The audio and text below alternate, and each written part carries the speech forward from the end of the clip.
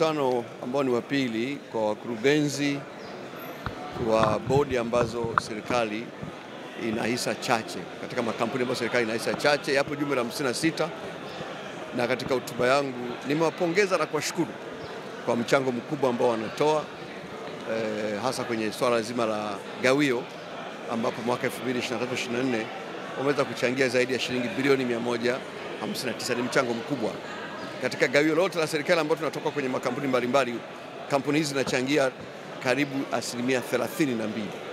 Kwa ni mchango mkubwa, lakini nimetoa wito kwamba katika zile kampuni ambazo hazijaanza kuchangia na zinaweza kuchangia, tupate gawio la serikali. Jambo la pili muhimu ambalo nimesisitiza ni kwamba makampuni yetu haya ni muhimu sasa yaingie katika ushindani katika bara letu la Afrika na duniani. Tungetamani na kuona kwamba miaka 5-10 ijayo makampuni yetu haya yaweze kuwa miongoni mwa makampuni makubwa duniani, yaweze kushindana sio tu hapa Tanzania, lakini katika ukanda wetu wa Afrika na duniani kwa ujumla. Na jambo la tatu muhimu ni kwamba nimewaeleza umuhimu wa kuhakikisha kwamba mipango yao yote inaendana na mipango ya maendeleo ya serikali, kwa sababu utendaji wao wa kazi na mambo yao yote wanapaswa kutoa mchango katika ile direction ya nchi inapokwenda katika mipango yetu ya uchumi. Kwa hiyo otherwise tunategemea, na nimesisitiza kwamba serikali itaendelea kuweka mazingira mazuri kwa sekta binafsi kuweza kushamiri, na kwamba serikali itarudisha zile shughuli ambazo kwa kweli zinapaswa kufanya na serikali, ili sekta binafsi katika nchi yetu iendelee kustawi na kuchukua nafasi yake katika maendeleo. Zimeanza kushindana, lakini wito ambao tunatoa hapa ni kwamba zina nafasi. Ukiangalia kwa mfano, baadhi ya kampuni tayari zipo nje. Tunapozungumza tunao makampuni 10 yakifanya kazi nje, lakini yana nafasi ya kuweza kufanya vizuri zaidi, yaingie katika makampuni makubwa katika Afrika, yawe makampuni makubwa duniani, kwa sababu uchumi wote duniani ambao tunaofuata unaendeshwa na makampuni. Bila kuwa na makampuni makubwa katika nchi, uchumi hauwezi kukua. Kwa hivyo wanafanya vizuri, lakini wito wangu ni kwamba they can do better. Tuende tukashindane duniani. Kwa mfano kila mwaka majarida huwa yanachapisha makampuni makubwa 500. Tungetaka kuona na sisi makampuni yetu yanaingia huko miongoni mwa makampuni makubwa duniani 500. Tutafurahi kuona kwamba kampuni moja hapa Tanzania lipo mle ndani.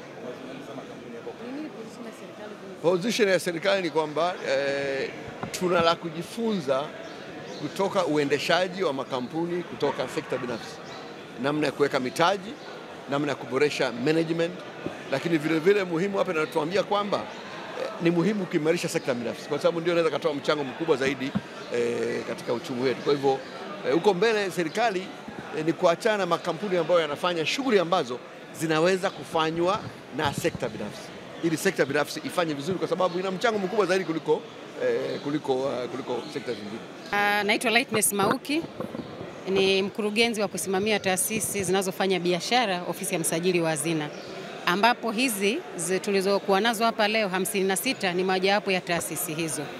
Na taasisi hizi serikali ina uwekezaji wa trilioni 2.8 ambao ni uwekezaji mkubwa sana, lakini zimeendelea pia kutupa gawio. Mfano tukiangalia mwaka jana tulipata bilioni 195 kutoka bilioni kama 58 miaka 4 iliyopita. Huu ni ongezeko la asilimia 230 na zaidi.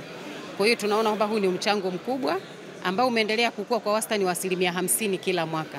Lakini tunaamini kwamba kwa uwekezaji wa trilioni 2.8 tunaweza kupata michango mikubwa zaidi, ya igawio linaweza likapatikana kubwa zaidi ya hili, na ndio maana tuko hapa mahali hapa ili kujadiliana, kuangalia namna gani nini kifanyike, lakini matumizi ya teknolojia kama tulivyoona thimu yetu ya mkutano huu, namna gani anaweza kutusaidia kuendelea kuchakata, kuhakikisha kwamba tunapata mchango mkubwa zaidi kwa ajili ya kusaidia maendeleo ya nchi yetu.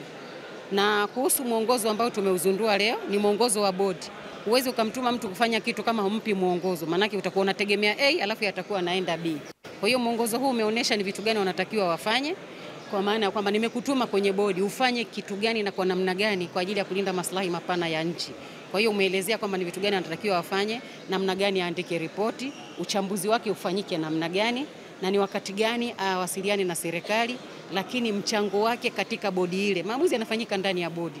Usipoenda kwenye vile vikao maamuzi yatafanyika, alafu yatatuacha sisi bado tuko nyuma. Kwa hiyo ni mwongozo ambao uko mahususi, umeshiba na umeelezea step by step ya namna gani watafanya majukumu yao katika bodi ile. Tuna project kwamba kwa sasa hivi kwa mfano mchango wa taasisi hizi katika bajeti ya taifa ni 3%. Tumeproject ndani ya miaka 5 mpaka 10 ijayo tufanye 10% ya bajeti, kwa sababu tunaamini inawezekana. Uwekezaji wa trilioni 86 sio mdogo. Kwa hiyo kutoka 3% iliyopo sasa hivi kwa miaka 5 ijayo tuweze kuchangia 10%. Tumefanya hesabu, tumeshaangalia maeneo gani ya kugusa zaidi ili tuweze kuchangia zaidi katika bajeti ya nchi kama mojawapo ya chanzo cha mapato.